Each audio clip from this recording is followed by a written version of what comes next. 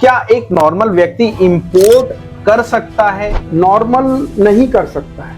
ऐसा क्यों सर? क्योंकि एल्युमिनियम हमारे देश के लिए एक बहुत ही जरूरी मेटल है।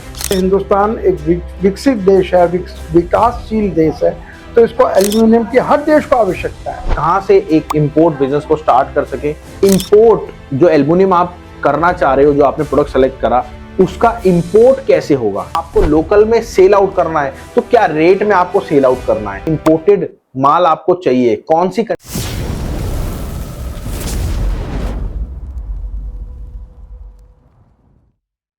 दोस्तों बहुत बहुत नमस्कार आपका। देखिए, मैं जानता हूं आपको एल्युमिनियम बिजनेस स्टार्ट करना है, या फिर इंपोर्ट या फिर लोकल। तो इसमें क्या है, इस वीडियो में आपको पूरी डिटेल में बताने वाले हैं कि कैसे आप अपने एल्युमिनियम बिजनेस को स्टार्ट कर सकते हैं, इंपोर्ट बिजनेस को स्टार्ट कर सकते हैं, दोनों चीज को। तो और हमारे साथ हैं डॉक्टर अशोक गुप्ता सर, जिनके पास एक्सपीरियंस है 49 साल का। सर बहुत बहुत नमस्कार। नमस्कार राहुल जी। और सर के पास एक्सपीरियंस तो है और 28 कंट्री में सर ट्रेवल कर चुके हैं, और लगभग 5 कंट्री में सर के एसोसिएट ऑफिस हैं। अब तो खैर एक बैंकॉक में भी खुलने वाला है, तो 6 हो जाएंगे।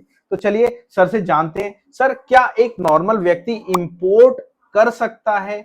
लोकल बिजनेस तो फिर भी कर सकता है, बट इंपोर्ट की अगर रही बात, एक नॉर्मल इंसान जो कि एक अभी बिजनेसमैन है, जो कि एक स्टेबल बिजनेसमैन है, क्या वो अपने काम को बढ़ाने के लिए इंपोर्ट एल्युमिनियम को कर सकता है?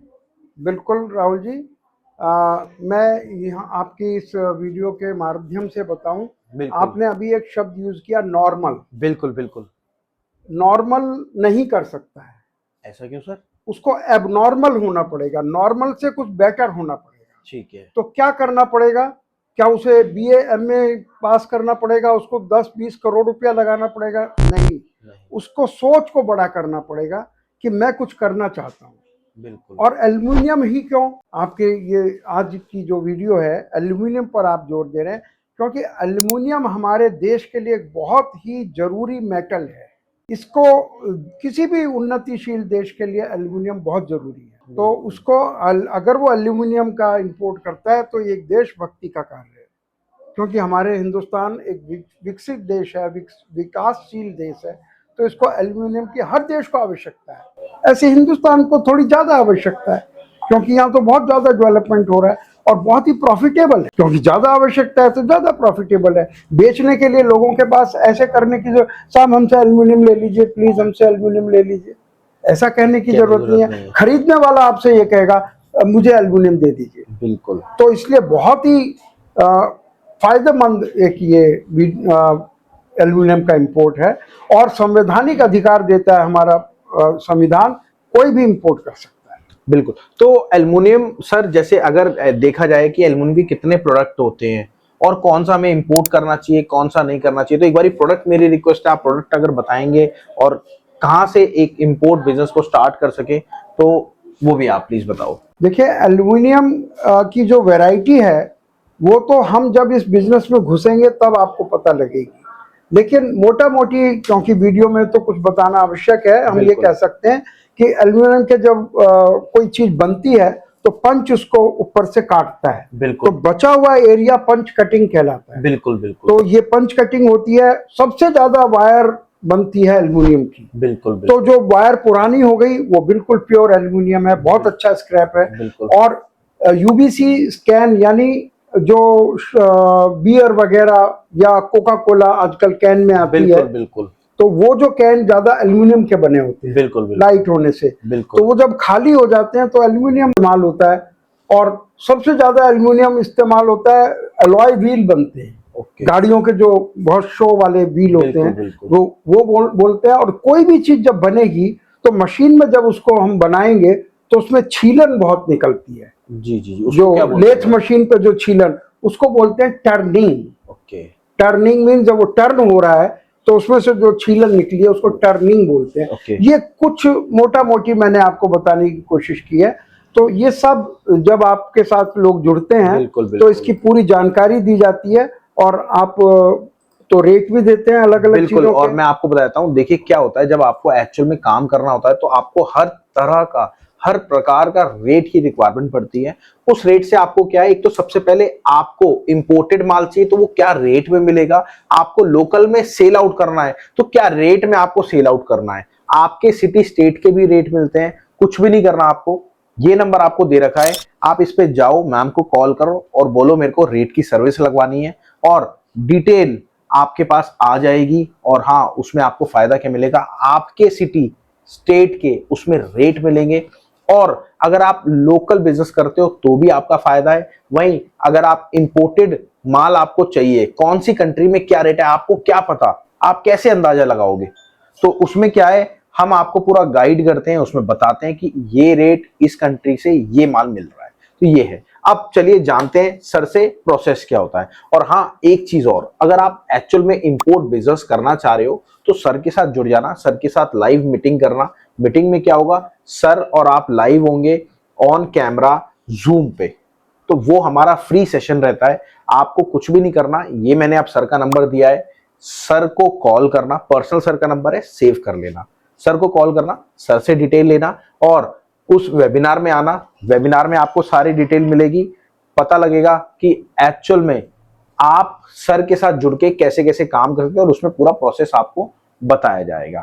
तो चलिए अब चलते हैं, अब यहां से वीडियो पूरी शुरुआत होने वाली है कि इंपोर्ट जो एल्युमिनियम आप करना चाह रहे हो, जो आपने प्रोडक्ट सेलेक्ट करा, उसका इंपोर्ट कैसे होगा, क्या प्रोसेस रहता है, स्टेप बाय स्टेप पूरा बात करने वाले हैं। और थोड़ी सी जल्दी वीडियो को सेव कर लेना, क्योंकि आगे आपकी यही काम में आने वाली है।